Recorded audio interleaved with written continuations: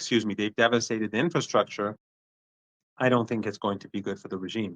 It's not a smart move because it's only humiliating Jolani, it's humiliating Al Qaeda because of their indifference, it's humiliating Erdogan, who pretends to support Palestine yet has never done anything and continues to send oil to Netanyahu, cheap Baku oil to Netanyahu to help him run his genocide and continue his genocide. So I don't think it's a smart move by the regime. If I was, God forbid, a Zionist leader, I would not have advanced into Syria. I would have not have carried out all these heavy airstrikes. But of course, Netanyahu is trying to keep the public on his side, and so he does it and looks strong, and that makes him more popular inside Israel. But what it does is that it it it exposes the regime further, and it causes problems for the people that the Israeli regime helped bring to power in Syria.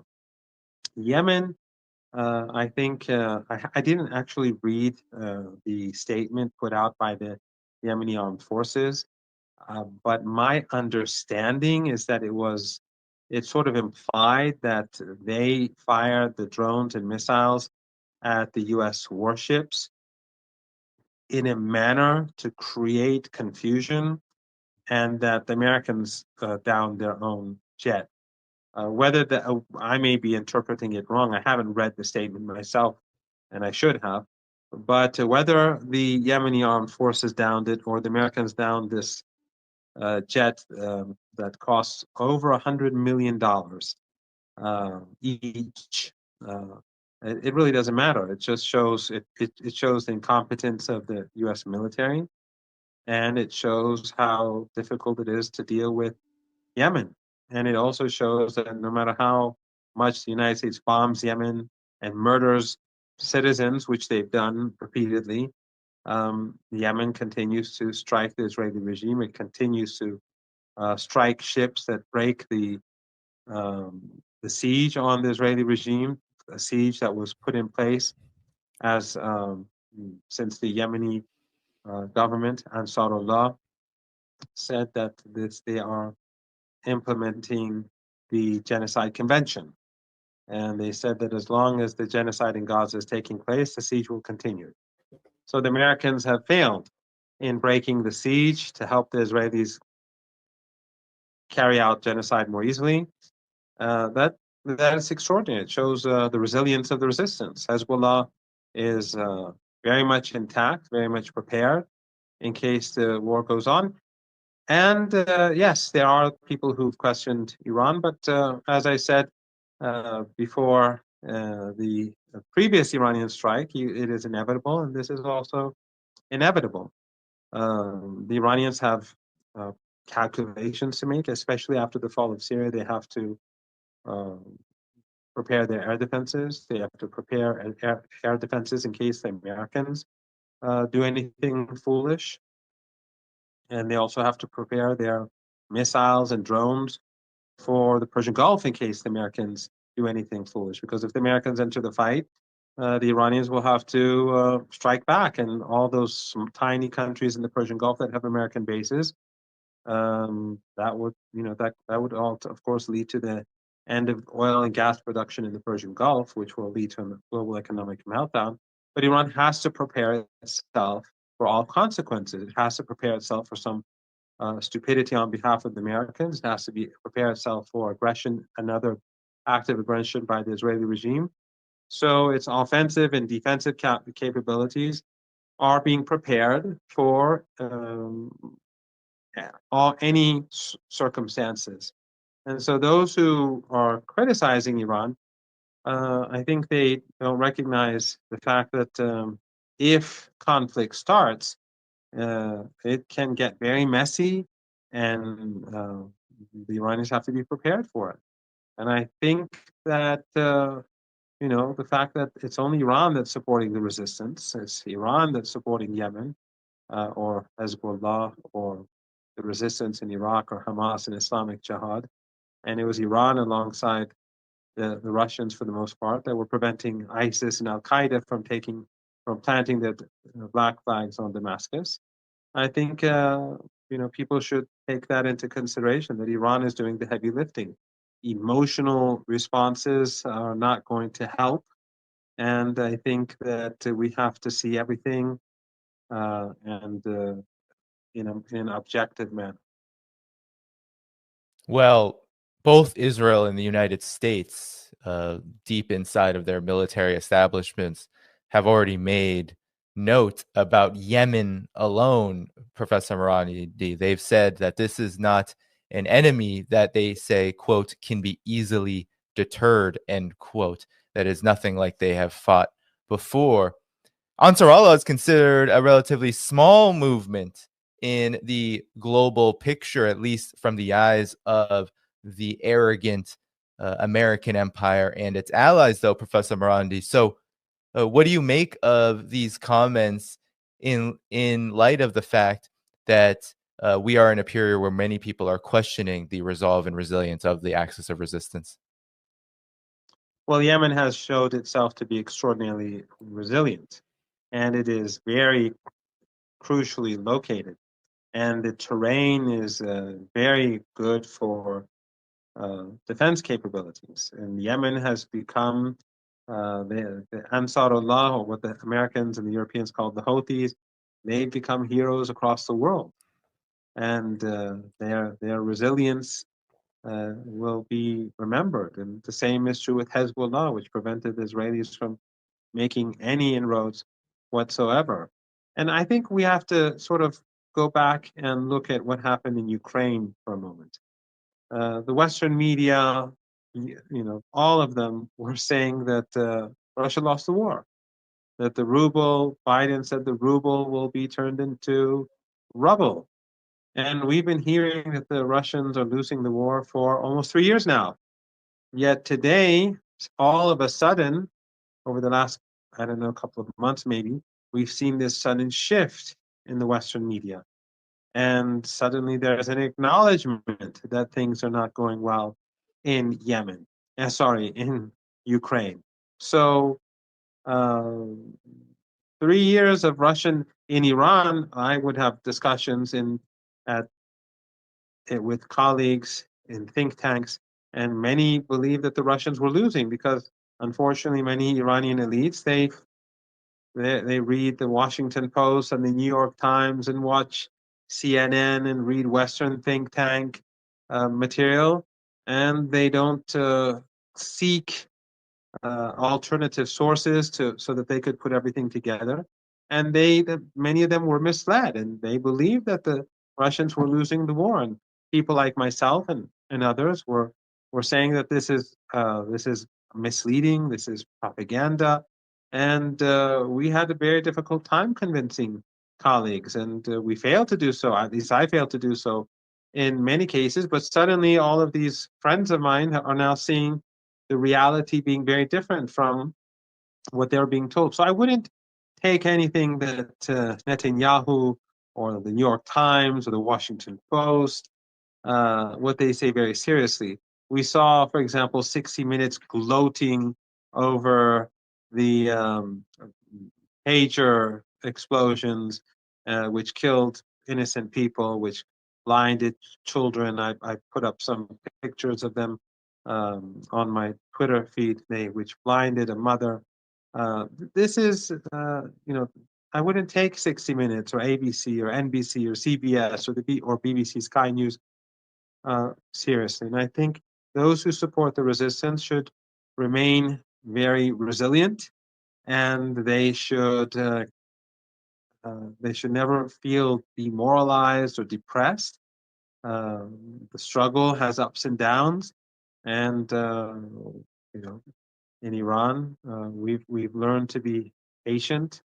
You probably know that in Iran, in Iranian culture, the story of the grandson of the prophet in Karbala is something that Iranians feel very close to, and how he stood against the despot of his era to support the people, and he said no to humiliation. And then when he and his companions were all murdered, they took his sister to the representative of the despot, and he said, how do you see things now? How do you feel?" He was trying to humiliate her. And she said, "I saw nothing but beauty." In other words, their martyrdom, their resistance was beauty in a sense, because resistance is something legitimate. Resistance for a greater cause is something beautiful. So the horror of Gaza is something that pains us every day, but the fact that so many people, the axis of resistance, are sacrificing for the people of Gaza is something very beautiful indeed. So we have to have patience. We have to keep active. We have to remain active. We have to wake people up. And we see that the Western media has put aside Gaza completely for obvious reasons.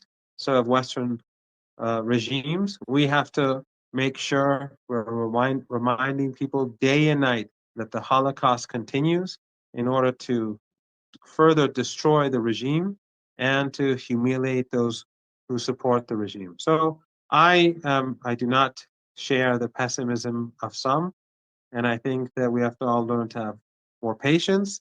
And we really don't have time to be dejected. We have too many. We all of us have too many things to do. It's quite clear that the Israeli regime has scored success in Syria. It is a victory of sorts for the regime. There's no doubt about that. And we have Biden and Erdogan to thank for this success. And I know that some are celebrating what happened in Syria, but I think it's quite clear that the side that won the most by far is the Israeli regime. And I don't think we need to go into much detail about that. But that was the objective all along. The dirty war in Syria began in 2011 with the support of terrorist groups and terrorists from across the world in order to bring down Syria to strengthen the Israeli regime. That was objective from day one. And although they failed in many ways, they failed to take Lebanon and they failed to take Iraq. But ultimately, after 13 years, Syria did fall to Al Qaeda. But I think already people are beginning to see things differently. Those who I think were more naive, or those who still believe that the fall of Syria was it's better to have the Israelis celebrating and to have the Syrian government fall. Um, those who think that the Israeli celebrations are worth it, I think gradually many are beginning to see the reality. They saw how the regime and the Americans began a huge wave of bombings across the country that continue, and the destruction of the country's military and much of the country's critical infrastructure, the occupation of uh, territory, key key mountains and water resources for Syria by the Israeli regime, and the fact that Erdogan and Giuliani have done nothing about it raises a lot of questions. And the abuse that minorities, Christians especially, as the we've some of us have seen the footage. This is beginning to things are beginning to become clearer for those who are, I think, those who've been deceived. But in any case, it is a victory for the Israeli regime. I don't think it's necessary to hide that. But I don't. But I'm not quite sure if it's a long-term victory, because the fall of Syria will have implications across the region. And the countries that are most vulnerable to these extremist groups are, ironically, almost exclusively in the American camp. So, which there's no doubt that Saudi Arabia is very uncomfortable about the current situation. There's no doubt that Jordan and Egypt are uncomfortable. In fact, last night apparently, the so-called revolutionaries in Syria, these Al Qaeda militants and their allies, they were spreading footage of unrest in Egypt, old footage, and pretending as if this was happening. it was happening last night. And some say it was because they were trying to hide the protests that were taking place in Syria. But that aside, the very fact that they are targeting Egypt and putting up old footage of unrest in Egypt, means that these Al Qaeda militants have objectives that go far beyond the borders of Syria. And at the same time, they have huge challenges in Syria. Syrians are uncomfortable, especially about the foreign fighters. And the minorities, which combined constitute half of the country, are all concerned. The Kurds, the Christians, the Alawites, the Shia, the Druze, and many Sunnis, educated class, and people across of all walks of life. They are concerned. So they already have problems. They have there's fighting going on in the areas controlled by the Americans and the Kurds, and or their Kurdish proxies. And Turkey and Qatar have to fund Al Qaeda. The financial burden is on their shoulders. Until now, Iran was sending 60, on average, 60 to 70,000 barrels of oil a day to Syria. Iraq was sending 120,000 barrels of oil a day. The Russians were sending the equivalent of 50 or 60,000 barrels of oil. The Russians were sending uh, refined different fuels, which is even more costly for them. And then, of course, the grain that the Russians were sending, the other support, medicine, and hospital equipment that the Iranians were sending in as aid, that has discontinued. So this huge financial burden for Iran, for Iraq, and for the Russians has ended, and now the burden will be on the Turkish government to deal with a country that is in ruins, thanks to the dirty war that Mr. Erdogan helped initiate along with the West and others. So um, Syria may face changes in the future. It's not clear what will happen, who will control the country, and at the same time, as I said earlier, countries in the American camp are vulnerable, or countries that are seen as being a part of the American camp, they're vulnerable. That this may not end well for the Americans, and if it doesn't end well for the Americans, it definitely doesn't end well for the Israeli regime. And we have to keep in mind that the United States is very busy in Europe. The war is not going well, and the Russians are making rapid advances in Ukraine, and it doesn't seem like Trump is going to be able to end the war on day one, as he promised to do.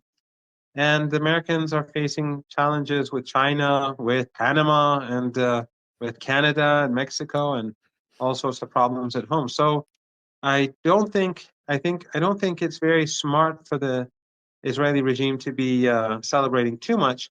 But the reality is that Netanyahu's celebrations are basically so that he could remain in power.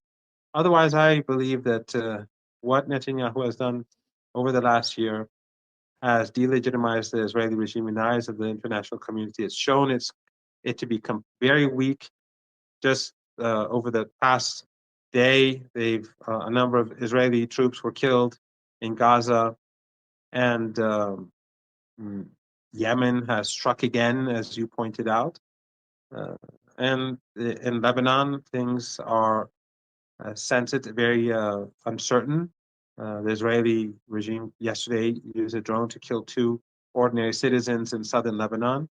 They are constantly violating the ceasefire, as you pointed out, but it just shows that the regime is in trouble, and the Iranians will ultimately punish the Israeli regime. And as I said before, the Iranians are not going to let the Israeli regime to get away with its airstrike on Iraq.